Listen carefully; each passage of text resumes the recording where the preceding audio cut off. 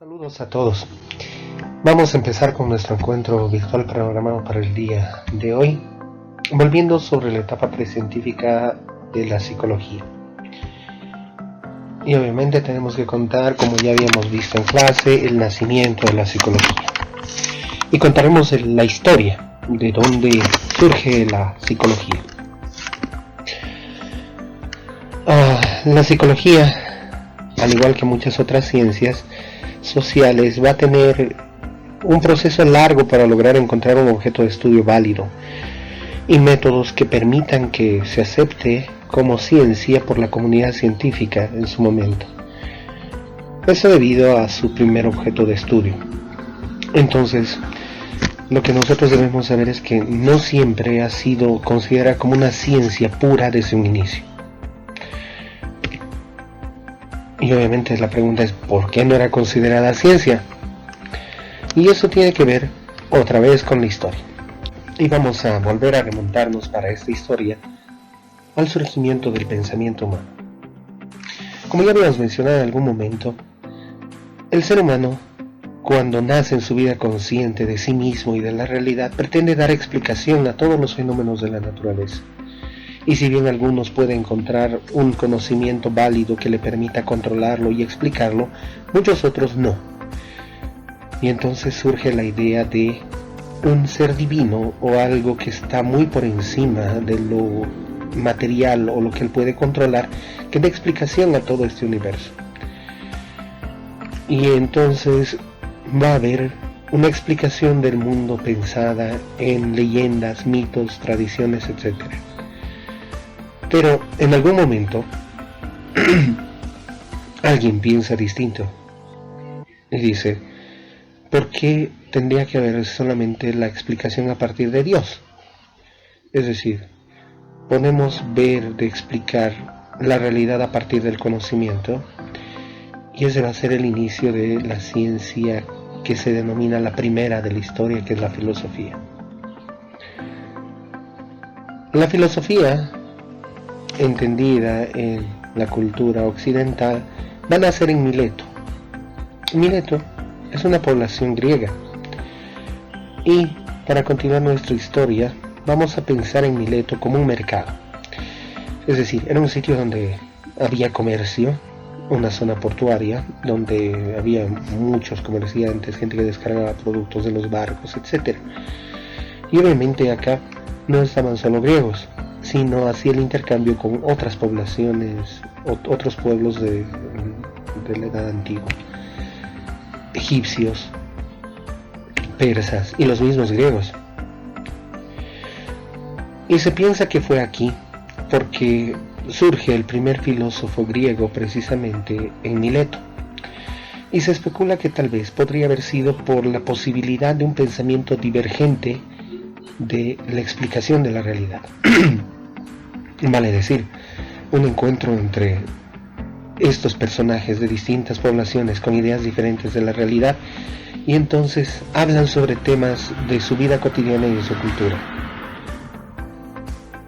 Y hablan, por ejemplo, de el sol. Y puede ser que uno piense que es Apolo, que está tirado por un carruaje dorado y demás, y el otro dice, no, es Ra. Y alguno va a pensar, ¿por qué tiene que ser uno de los dos? ¿Cuál es la verdad? ¿Quién tiene la razón? ¿Son los dioses egipcios, los dioses persas, los dioses griegos? Y tal vez la idea es pensar la realidad trascendiendo la idea de Dios y buscando más bien el principio esencial de todo lo existente. Y ese pensamiento hace que surja precisamente la filosofía, como la ciencia que va a copiar todo el conocimiento del mundo antiguo. Pero, obviamente, era un encargo difícil.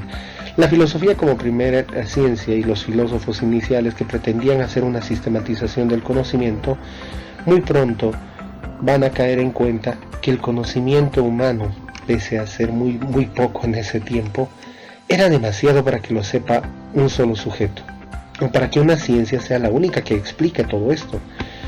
Y es así que aparece Aristóteles, que va a ser considerado el padre de todas las ciencias porque las va a separar. Le asigna a cada una un objeto de estudio. Por ejemplo, a la biología los seres vivos, a la matemática los números, y a la psicología le va a asignar el alma.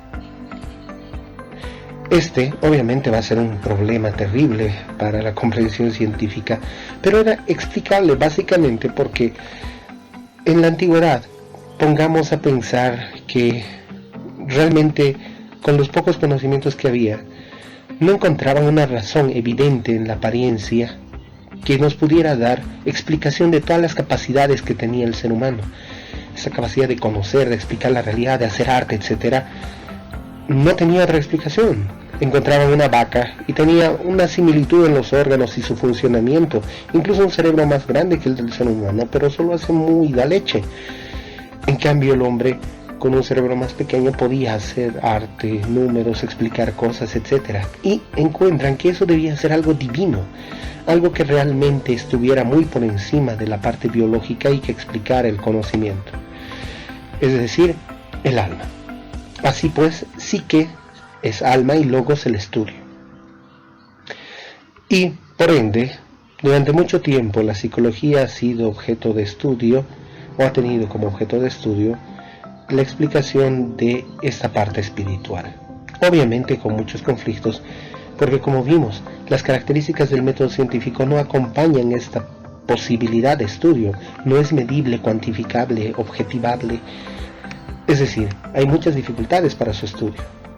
Y esto ha hecho que, durante mucho tiempo, a los que sufrían de enfermedades mentales se los consideraba en situación de posesiones demoníacas, que se creía que el diablo o algún espíritu era el que estaba perjudicando el funcionamiento de su alma o lacerando su alma.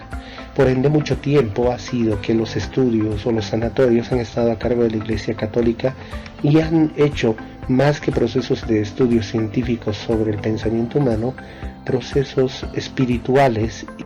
Por ende, los enfermos mentales no eran considerados precisamente pacientes, sino sujetos que ya tenían prácticamente desahucio de vida, no carecían de curación y por ende podía darse la experimentación libre por parte de los encargados de sanatorios y prácticamente se convertían en sitios de desahucio de personas que estaban enfermas mentales.